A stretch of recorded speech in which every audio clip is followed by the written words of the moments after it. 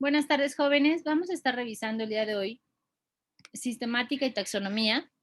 La sistemática y la taxonomía son ramas de la biología evolutiva que son de gran importancia para esclarecer los procesos evolutivos de los seres vivos. Si recuerdan, biología evolutiva la estuvimos leyendo en el artículo del día de ayer de la UNAM. Y aquí les voy a definir, para que tengamos un poquito más de idea, de qué es sistemática y taxonomía. La sistemática evoluciona o evolucionista evolutiva o evolucionista, es una escuela de clasificación que tiene como finalidad determinar no solo la genealogía, sino también la evolución de los diferentes linajes que componen un taxón.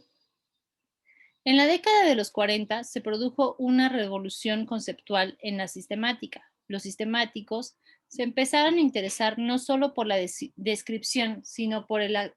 Permítame sino por el esclarecimiento de la historia y la evolución de los seres vivos. Fruto de estas nuevas inquietudes surgieron tres grandes escuelas sistemáticas. Tenemos sistemáticas evolutivas, sistemáticas fenética y sistemática filogenética. Estas las vamos a estar definiendo en la siguiente sesión.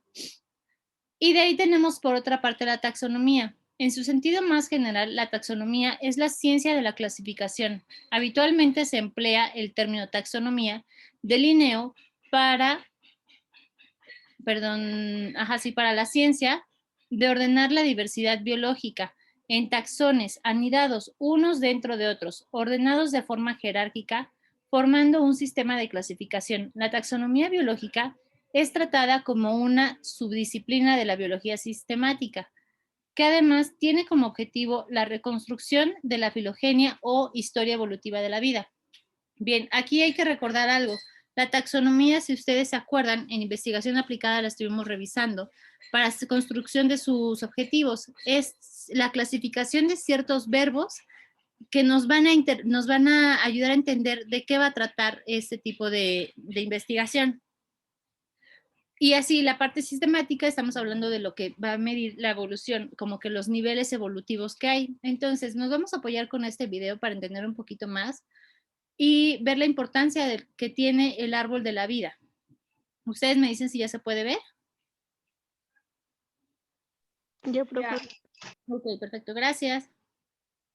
Aquí tenemos una foto de Carlos Linneo, que era un caballero sueco que vivió en el siglo XVIII. Este de aquí, el cual es conocido como el padre de la taxonomía moderna. Y la palabra taxonomía, déjame anotarla, taxonomía, si la separas en sus raíces originales, tendrías la ciencia de la clasificación de las cosas. Pero cuando la gente habla de taxonomía, en particular en el caso de Carlos Linneo, hablan de la clasificación de los seres vivos. Entonces, la taxonomía estudia la clasificación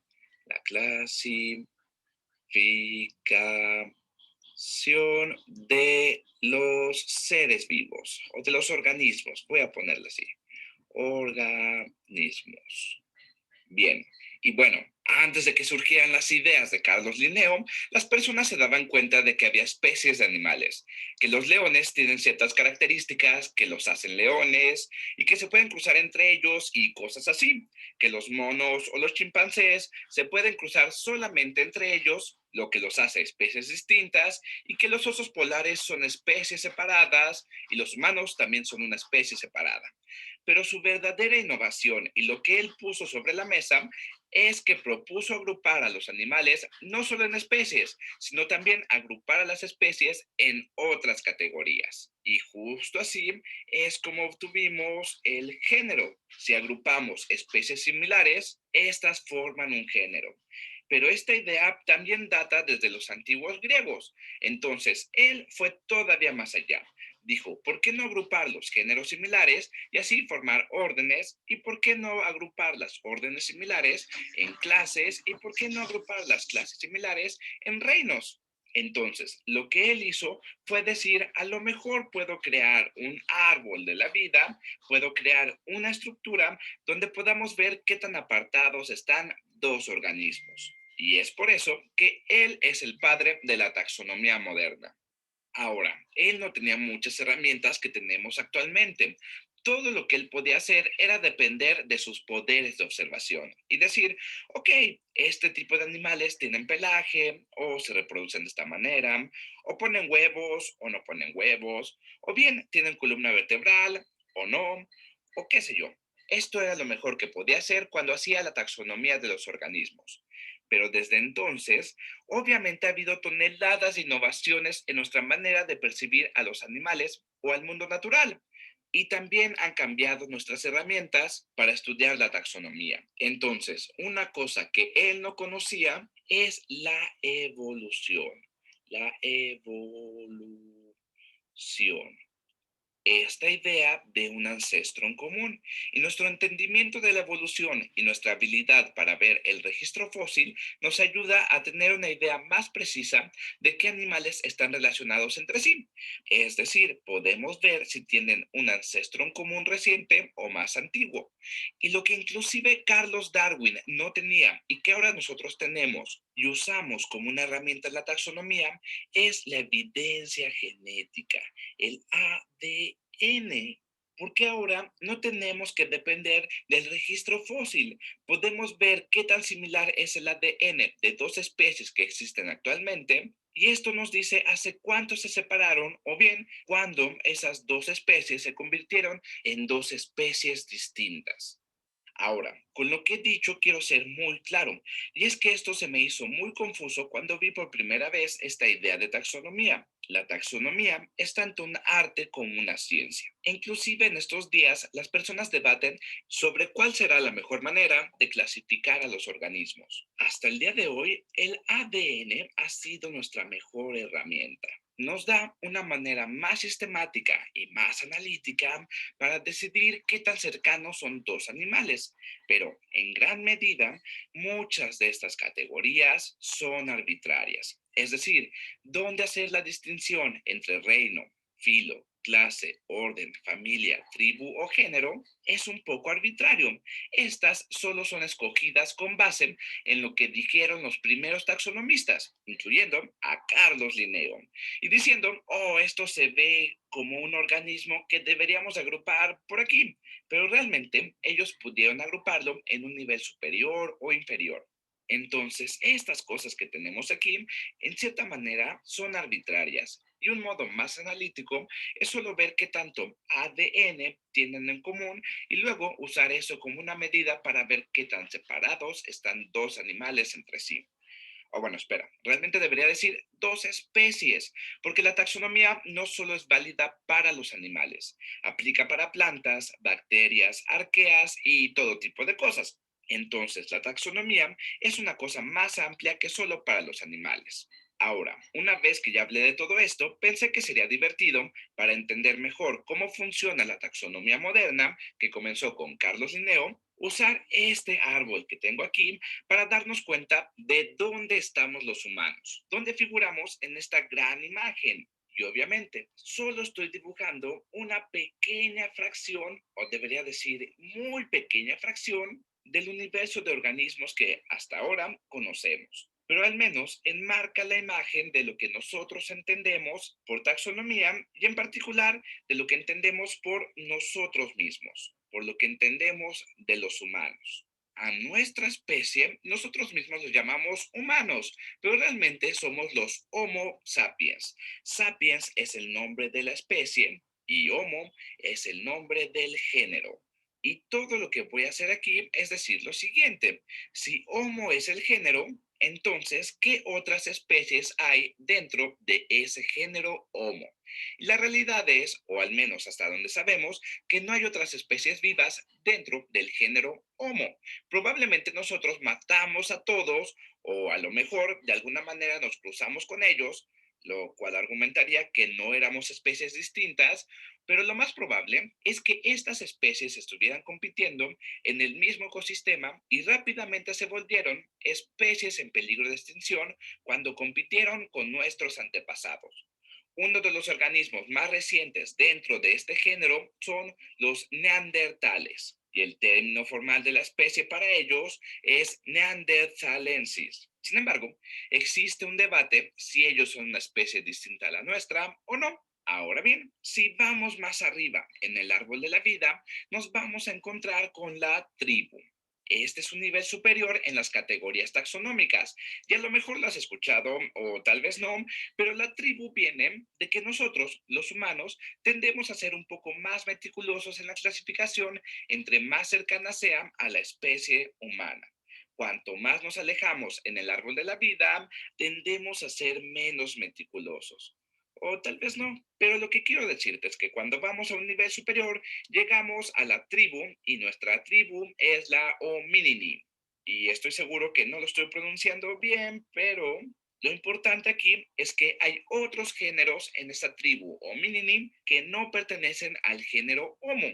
Y definitivamente no estoy enlistando a todas, por aquí debe de haber más y más y más, y es por eso que puse todas estas ramas aquí, pero el ejemplo que se me ocurrió ponerte es el del chimpancé común. Este de aquí, el chimpancé común, tiene como género pan y como especie troglodites. Entonces, para referirnos a ellos en un nombre formal, el chimpancé común es el pan troglodites. Y esta es otra convención que puso Carlos Linneo. Esta convención dice que para referirte a una especie en particular, dices tanto el género de la especie, y ojo, la primera letra del género va en mayúscula y el término de la especie se escribe en minúsculas.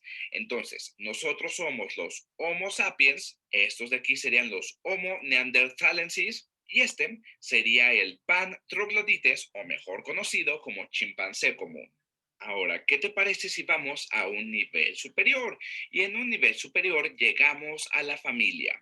Y nosotros estamos en la familia Hominidae. Y estoy seguro que lo estoy pronunciando mal, pero esto nos sirve para decirte que todo lo que estoy enlistando ahorita pertenece a la misma familia. Y solo para darte un ejemplo, y para que conozcas un animal que no está en la tribu Hominini, pero está en la familia Hominidae, puedes fijarte en el gorila, cuyo nombre formal es gorila gorila o G gorila. Y este es el nombre real de la especie y su familia es la Hominidae, que por cierto, también muchas veces a esta familia se le conoce como la familia de los grandes simios. De los grandes simios. Ahora, vamos a movernos a un nivel superior y la razón por la que estoy haciendo todo esto y la razón por la cual no estoy siendo exhaustivo con las demás especies que están o en nuestra tribu o lo demás, es que solo estoy haciendo una imagen de la clasificación. Conforme nos alejamos de nuestra tribu, nuestra familia o ahora nuestro orden, vamos a llegar a cosas que van más atrás en el tiempo, donde las similitudes genéticas entre nuestros antepasados y los humanos se vuelven más y más distintas. E incluso si vemos de una manera superficial solo las diferencias físicas, estas se van a volver más y más notorias. Entonces, cuando vas a una categoría superior, esta vez vamos a llegar al orden. Y nosotros estamos en el orden de los primates. Y estoy seguro que esta es una palabra que has escuchado en algún momento. El término primate se refiere a estos animales que, bueno, en su mayoría viven en los árboles, en selvas o en su dado caso, que son descendientes de cosas que vivieron en los árboles y que con sus extremidades pueden sujetar cosas. Y en términos generales son buenos escalando, aunque, bueno, no todos. De hecho, los humanos probablemente son los peores o uno de los peores primates en cuanto a escalar se trata. Pero bueno, esto en general es lo que pensamos cuando hablamos de un primate. Y cuando quieres pensar en un primate que no sea un gran simio, puedes pensar en los babuinos, estos que tenemos aquí. Este es un primate, pero no es un gran simio. Algunos babuinos no viven en los árboles, otros tal vez sí, pero probablemente todos ellos son descendientes de cosas que vivían en los árboles. Y es por eso que sus manos y sus pies se ven de esa forma. Ahora, vayamos a un nivel superior Y si subimos un poco más en esta clasificación, vamos a llegar justo a la clase. Y nuestra clase es mamalia, es decir, los mamíferos. Estamos hablando de los mamíferos y estoy seguro que tú has escuchado mucho de ellos. Los mamíferos son animales que respiran oxígeno, tienden a tener un pelaje o un cabello, le dan leche a sus crías, tienen glándulas mamarias activas y hay otras cosas de las que podemos hablar, las cuales caracterizan a los mamíferos, pero no me voy a ir a una definición rigurosa. Solo estoy dando ejemplos de las características de los mamíferos, aunque, bueno, no sean primates. Y justo ahora te voy a mostrar a un oso polar, este que tengo aquí, el cual es un mamífero, pero no es un primate. Y también podría mostrarte, no sé, a un tigre o una jirafa o un caballo y muchas especies más, pero no me voy a detener y vamos a seguir avanzando en nuestra clasificación. Así que si me voy un poco más arriba, voy a llegar al filo. Y nuestro filo o filum es chordata, es decir, los cordados. Y de hecho, también estamos en el subfilo o el subfilum, que no escribí aquí, vertebrata, lo que significa que tenemos vértebras y que tenemos columna vertebral y tenemos una médula espinal en ella. Pero bueno, hablemos de los cordados. Los cordados son un poco más generales. Los cordados son un filo, donde lo que tienen en común es su arreglo, su estructura, es decir, dónde está su boca, dónde están sus órganos digestivos, dónde está el ano, dónde está la columna vertebral, dónde está el cerebro y dónde están los ojos, y todos están en el mismo lugar. Si piensas en eso, todo lo que enlisté acá abajo tiene la siguiente estructura. Su tipo de estructura general es, bueno, tienen una columna vertebral por aquí, tienen un cerebro, por aquí tienen un par de ojos, por aquí tienen una boca y luego esta boca conduce a un tipo de sistema digestivo, algo más o menos así. Y bueno, al final de este sistema digestivo, todos tienen un ano. Esta es la forma general en la que puedes ver a un cordado. Y ojo, no estoy siendo muy riguroso en cómo se describe un cordado, pero si quieres pensar en un cordado que no sea un mamífero, puedes ver a este de aquí, el cual es un tiburón blanco, un gran tiburón blanco. Algunos de los animales que no son mamíferos, pero son cordados, son los peces o los tiburones. Ahora vamos a un nivel superior y justo quiero llegar aquí, al reino. Nosotros estamos en el reino Animalia, el reino de los animales, y ahora empezamos a ver cosas que no se parecen nada a los seres humanos. El reino Animalia es la categoría más amplia que pensó Carlos Linneo. Bueno, tal vez él también se adentró en los árboles. Pero hablemos un poco del reino animal.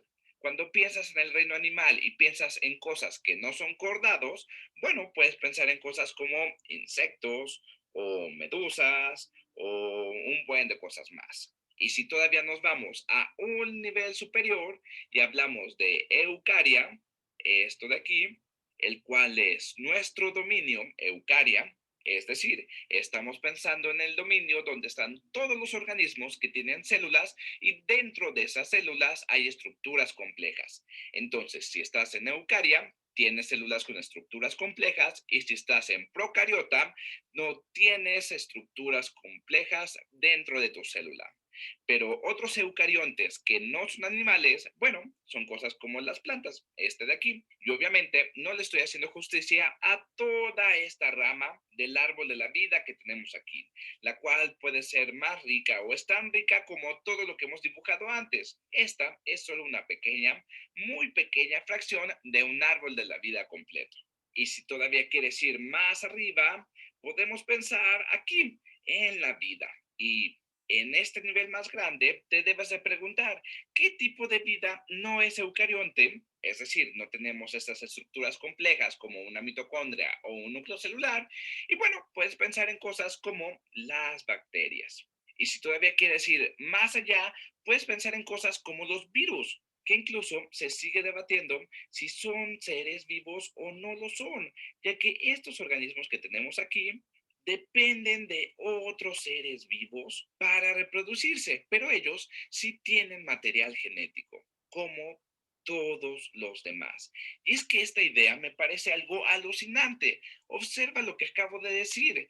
Todos estos seres, siendo tan distintos, no sé, mira la planta, puedes ver a las plantas de tu casa o a los árboles que ves cuando vas camino a tu casa. O bien, piensa en una bacteria o en esta medusa que tenemos aquí. Todos estos organismos tienen en común el ADN. Todos tienen ADN. Y este ADN en general se replica de la misma manera en todos ellos. De hecho, eso está bastante loco porque todos estamos relacionados. Podemos decir que todos tenemos un ancestro en común, lo que nos lleva a la pregunta, pues, ¿qué hay de los virus? Bueno, aquí te dejo. No sin antes, quiero hacerte saber que la taxonomía es una ciencia que vale la pena estudiar, ya que justo así podemos entender dónde estamos en el universo de las formas vivas. Pero también quiero hacerte saber que en la taxonomía hay un poco de arte en decidir cómo hacemos todas estas clasificaciones, es decir, en dónde quieres enfocarte, ya sea que te quieras enfocar en sus características o en cómo se reproducen o en cómo alimentan a sus crías, o en cómo se mueven, o cómo respiran, o cosas así. Bueno, eso es todo por este video. Ay, perdón. Bien, jóvenes. Aquí es importante integrar lo que nos está diciendo. El árbol de la vida es fundamental para conocer de dónde vienen estos orígenes, tanto nuestros como de las especies. Ahora, aquí hay algo también que nos llama mucho la atención, donde esta taxonomía nos ayuda a determinar qué tipo o a qué tipo nos podemos incluir de organismos. Si ustedes recuerdan, nos pone aquí que el tiburón es un pez, a diferencia de una ballena que nosotros conocemos que es un mamífero y nosotros somos mamíferos. Entonces, aquí hay algo muy interesante. Si desconocían que el tiburón era un pez, bueno, no, que si desconocían que aquí el tiburón era un mamífero, es como que dices, a ver, pero ¿cómo? Y viene justamente de ese origen. Y ustedes, si se dan cuenta, a todo organismo se le puede sacar su árbol de la vida. Y nosotros, por ejemplo, tenemos lo que es el árbol genealógico, que es algo muy sencillo, ¿no? A ver, ¿de dónde viene? ¿Quién es mi abuelito? ¿Quién es mi bisabuelo? ¿De qué familia son? Todo este tipo de cosas son muy interesantes. Y esta es la utilidad que tiene, ¿no? Para conocer el origen de cada una de nosotros, de cada uno de nosotros. Voy a dejar de grabar y detengo la grabación.